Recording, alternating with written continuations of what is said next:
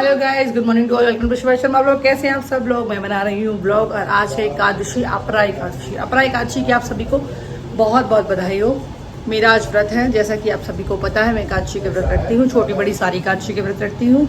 अब वैसे भी जो लोग बड़ी एकादशी के व्रत रखते हैं तो नेक्स्ट एकादशी आने वाली है निर्जला एकादशी, शायद वो 17 को पड़ रही है।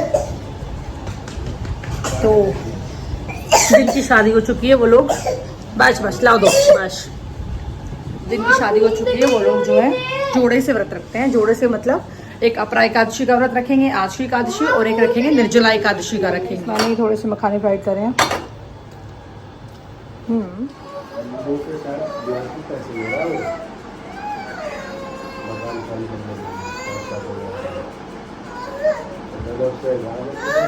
पता नहीं गाइस क्या ही करते रहते हैं इन लोग। बाहर निकल जाओ जब दिक्कत कर रहा है। ये फ़ोन पे लगे रहते हैं, ये सोफ़ा और ये फ़ोन, बस ये अभी पिट कर बैठे हैं। पता नहीं कि पीछे बोलने की आदत है इनको, चिल्लाने की। स्मार्टी बॉय डांस सीख के आया, डांस प्रैक्टिस करके दिखाएगा कौन से गाने वो सीख के आया ना।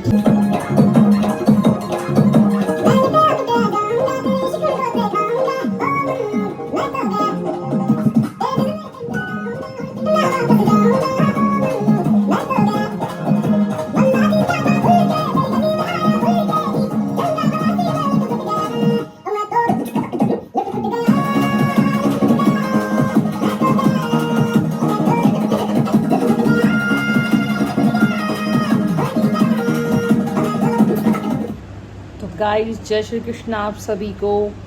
जैसा कि आप सभी को बताया था मैंने सुबह कि आज अपरा एकादशी है। अपरा एकादशी की आप सभी को बहुत बहुत बधाई हो। जो लोग अपरा एकादशी का व्रत रखते हैं उनको भी बधाई हो, और जो नहीं रखते हैं उनको भी बधाई हो। तो गाइस, मेरा सिर्फ एक छोटा सा था आपसे कि मैं आपसे बात करूं कि अपरा एकादशी का जो व्रत है वो इसके बाद एक निर्जला एकादशी आएगी। तो उसमें क्या होगा कि जो लोग मैरिड होते हैं ना उनको जोड़ा रखना होता है। मतलब कुछ लोग क्या करते हैं ना कि बड़ी बड़ी एकादशी के व्रत रखते हैं, तो उनमें ना जैसे साल में 24 एकादशी आती हैं, तो एक महीने में 2 एकादशी आती है, तो बड़ी बड़ी एकादशी पकड़ लेते हैं कुछ लोग और बड़ी बड़ी एकादशी के व्रत रखते हैं। लेकिन जो लोग निर्जला एकादशी का व्रत करते हैं उनको उससे पहले की जो एकादशी आती है अपरा एकादशी, उसका भी व्रत करना होता है अगर कोई शादीशुदा है तो। ठीक है गाइस, पहली चीज़ तो ये। दूसरी चीज़ ये कि व्रत का जो होता है ना कि व्रत हम कब करें, कुछ लोगों ने कल कर लिया, कुछ ने आज किया, कुछ ने 2 में, कुछ ने 3 में। तो गाइस, मेरा खुद का मानना भी यही है और हमारे शास्त्रों में भी ये लिखा है कि जो उदय तिथि के साथ आती है, मैंने आपको पहले भी बताया एक बार जब मैंने पहले व्रत रखा था, उदय तिथि के साथ जो तिथि आती है वही तिथि मानी जाती है और उसी तिथि के अकॉर्डिंग हम लोग चलते हैं और हम लोग उसको मनाते हैं।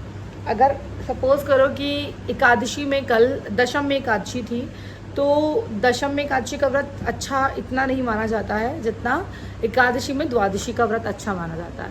तो गाइज, आज द्वादशी लग गई थी एकादशी के बाद, बट उदया में मतलब ब्रह्म मुहूर्त में और दिन की शुरुआत में हमारे पास जब सूर्य उदय होता है, सूर्य उदय होता है, उस टाइम पे हमारे साथ जो है एकादशी थी। तो उदय तिथि के साथ जो होता है तिथि वही मानी जाती है, उसी को हम मनाते हैं। तो एकादशी जो है अपरा एकादशी वो भगवान विष्णु को समर्पित है। ये आप सभी को पता है कि सारी एकादशियाँ भगवान विष्णु को समर्पित हैं। ठीक है गाइस, इस व्रत को करने से मनुष्य के सभी पापों से मुक्ति मिल जाती है। अपरा एकादशी के दिन भगवान विष्णु को पूरी विधि विधान से पूजा करने के बाद कथा का पाठ भी बहुत ज़रूरी है करना। ऐसा नहीं कि आप व्रत रख लिया और कथा नहीं की। एक बार युधिष्ठिर ने पूछा, जनार्दन, ज्येष्ठ के कृष्ण पक्ष में किस नाम की एकादशी होती है? मैं उसका महात्म सुनना चाहता हूँ, उसे बताने की कृपा कीजिए। तो भगवान श्री कृष्ण बोले, राजन, तुमने संपूर्ण लोगों के हित के लिए बहुत ही उत्तम बात पूछी है। राजेंद्र, इस एकादशी का नाम अपरा एकादशी है। यह बहुत पुण्य प्रदान करने वाली है, बड़े बड़े पातकों का नाश करने वाली है, ब्रह्म हत्या से दबा हुआ, गोत्र की हत्या करने वाला, गर्भस्थ बालक को मारने वाला। गर्भस्थ बालक को मारने वाला मतलब जैसे कुछ लोग मिसकैरेज कर देते हैं, कुछ ऐसा करा लेते हैं, ऐसा कुछ होता है ना कि अबॉर्शन करा लिया, मिसकैरेज हो जाते हैं, तो वो भी हत्या लगती है। पर निंदक, दूसरों की निंदा करने वाला। और पर स्त्री लंपट, पुरुष भी अपरा एकादशी के सेवन से निश्चय ही पाप रहित हो जाता है। जो झूठी गवाही देता है, मापतोल में धोखा देता है, बिना जाने नक्षत्रों की गणना और कूटनीति से आयुर्वेद का ज्ञाता बनकर बैठ वैद्य का काम करता है, ये सब नरक में निवास करने वाले प्राणी हैं। परंतु अपरा एकादशी के सेवन से ये सभी भी पाप रहित हो जाते हैं। इसकी प्रचलित कथा के अनुसार प्राचीन काल में महिध्वज नाम का एक धर्मात्मा राजा था। उसका छोटा भाई वज्रध्वज बड़ा ही क्रूर, अधर्मी और अन्यायी था। वह अपने बड़े भाई से द्वेष रखता था। उस पापी ने एक दिन रात्रि में अपने बड़े भाई की हत्या करके उसकी देह को एक जंगली पीपल के नीचे गाड़ दिया। इस अकाल मृत्यु से राजा प्रेतात्मा के रूप में उसी पीपल पर रहने लगा और अनेक उत्पात करने लगा। जैसे कि आपको पता है कि बहुत सारी आत्माएं होती हैं ऐसे जो उत्पात मचाती हैं, जो बिना उम्र के मर जाते हैं, बिना अपनी मौत के मर जाते हैं। कुछ लोग अकाल मृत्यु जिनकी हो जाती है, तो उन लोगों के साथ ऐसा होता है।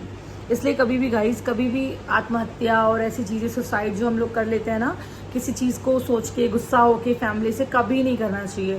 क्योंकि ये सब करने के बाद जितनी आपकी एज लिखी होती है ना, उतनी उम्र तक तो आप वो दुख भोगेंगे ही भोगेंगे कि आप प्रेत योनि में निवास करेंगे, अपनों को देख पाएंगे पर उनसे मिल नहीं पाएंगे, पानी देखेंगे पर पी नहीं पाएंगे। उतना साल तक आपको तड़पना ही पड़ता है। तो गाइस, कभी भी भूल के ऐसा काम ना करें और नहीं करना भी नहीं चाहिए। तो जब वो उत्पात करने लगा वहां पर, तो एक दिन अचानक धौम्य नामक ऋषि उधर से गुजरे। उन्होंने प्रेत को देखा और तपोबल से उस अतीत को जान लिया, उसके अतीत को वो जान गए।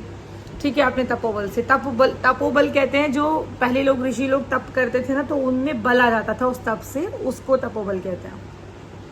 अपने तपोबल के प्रेत उत्पात का कारण समझा अपने तपोबल से, और ऋषि ने प्रसन्न होकर उस प्रेत को पीपल से उतारा तथा परलोक विद्या का उपदेश दिया। दयालु ऋषि ने राजा की प्रेत योनि से मुक्ति के लिए स्वयं ही अपराचला एकादशी का व्रत किया और उससे अगति से छुड़ाने का उसका पुण्य प्रेत को अर्पित कर दिया। इस पुण्य के प्रभाव से राजा की प्रेत योनि से मुक्ति हो गई और वह ऋषि को धन्यवाद देता हुआ दिव्य देह धारण कर पुष्पक विमान में बैठकर स्वर्ग को चला गया। हे राजन, यह अपरा एकादशी की कथा मैंने लोकहित के लिए कही है। इसे पढ़ने अथवा सुनने से मनुष्य के सब पाप छूट जाते हैं, मनुष्य सब पापों से छूट जाता है। बोलने वाले और कहने वाले का भी भगवान भला करेंगे। यही सोचकर मैं आपको ये कथा बोलकर सुना रही हूँ और यही सोचकर मैं आप लोगों को सुना रही हूँ कि आपका भी भला करेंगे। आप लोग मन से सुन रहे हैं तो, और नहीं भी सुन रहे होंगे तो भी आप सभी का भगवान भला करें। बट गाइस, थोड़ा सा मैं यही कहना चाहती हूँ फिर से कि हम लोग बहुत पापी हैं सभी लोग, तो थोड़े बहुत पुण्य कर्म हम लोग को करने लेने चाहिए, जिससे कि कभी हमें हल्का फुल्का रहे कि हम अगर 100% पाप कर रहे हैं तो 50-60% हमारे इक्वल हो रहे हैं, है ना। वैसे तो जाने अनजाने में कोई गलती हो जाए तो बात दूसरी है, बट जान के तो इंसान कोई भी गलती नहीं करता। और कुछ लोग होते भी हैं जो करते हैं, ठीक है, उन पापों का नहीं होता इसमें, जो जान के करी जाती है ना गलतियाँ, जिनको पता है हम गलत कर रहे हैं और आगे करते ही जा रहे हैं, उन पापों का नाश नहीं होता। जो जाने अनजाने में चीज़ें हो जाती, कभी भी कुछ ऐसा सवार है और कुछ आपने बोल दिया, किसी को गलत बोल दिया, कुछ कर दिया उसके साथ, वो चीज़ें हो जाती हैं, बट ऐसा नहीं है। तो गाइस, मैं तो आपसे यही कहूँगी, जितना हो सके उतना करिए अपने सामर्थ्य के अनुसार, अपने शरीर की सामर्थ्य के अनुसार। आप अगर व्रत रख सके तो रखिए। अभी 17 को शायद निर्जला एकादशी आ रही है, निर्जला एकादशी का व्रत आ रहा है, उसमें आपको लगे तो आप लोग भी व्रत रखिएगा। और अगर आप लोगों को प्यास लगे, वैसे निर्जला का मतलब होता है निर्जल व्रत रखना, मतलब पानी भी उसमें आपको नहीं पीना है। हालांकि उस टाइम गर्मी बहुत होती है, ट्राई करूँगी इसी के सामने बैठी रहूँ जिससे प्यास ना लगे, पर ऐसा होता नहीं है कि प्यास ना लगे, प्यास तो लगती है गर्मी में। कोशिश करना आप लोग कर पाओ तो करना, अदरवाइज कोई ज़रूरी नहीं है। भगवान तो भाव के भूखे हैं, नहीं मतलब वो ये नहीं, कोई भी भगवान और कोई भी माँ बाप ये नहीं चाहते ना अपने बच्चों से कि वो हमारे लिए भूखा रहे या इतना सब कुछ करे।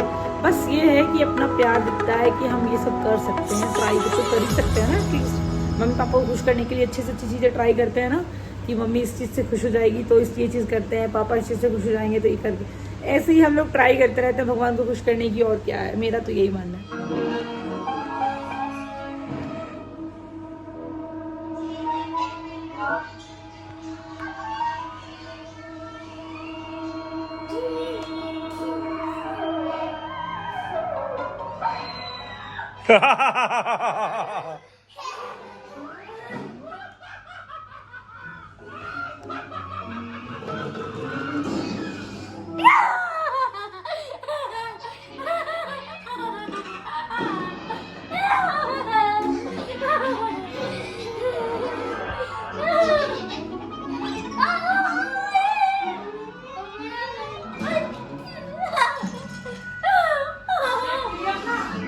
तो चलिए गाइस, आज के लिए इतना ही। कल मिलते हैं नए वादों के साथ, नए नए इरादों के साथ और नए ब्लॉग के साथ। आज के लिए इतना ही। Bye guys, say bye, good night to all.